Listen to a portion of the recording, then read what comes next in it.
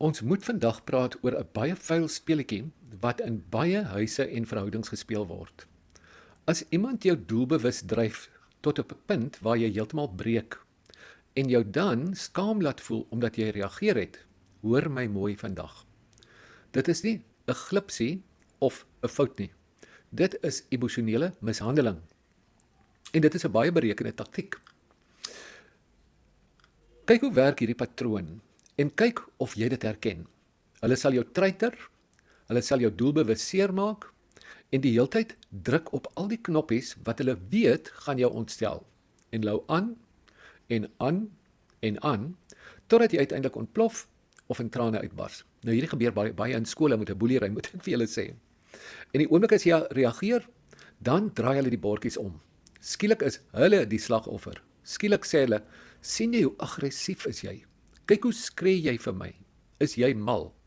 Nou dit is die grootste vorm van manipulasie wat ek dink bestaan. Daar is nie 'n misverstand nie. Hulle weet presies wat hulle doen. Hulle skep die reaksie wat hulle wil hê sodat hulle die skuld van hulle self af kan verskuif na jou toe. Hulle was hulle hande in onskuld terwyl jy sit met skuldgevoelens na die tyd en die stukkies van jou eie emosies probeer optel. Nou as jy in 'n verhouding of 'n vriendskap is waar jy die heeltyd getoets en gedruk word totdat jy breek, moet jy besef dat daardie persoon nie lief is vir jou nie. Hulle is lief vir die mag wat hulle oor jou emosies het. Die hoofrede is eenvoudig. Moenie jouself laat skuldig voel oor hoe jy reageer het op iemand wat jou doelbewus probeer vernietig of kwaad maak het nie. Jou reaksies of jou reaksie was 'n menslike reaksie op konstante druk. Hou op om die skuld te aanvaar vir die drama wat hulle begin het. Stap weg van die mense wat jou breekpunt as plesier ondervind.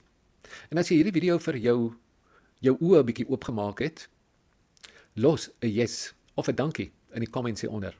En deel dit met iemand wat dalk nou in hierdie selfde struik vassit.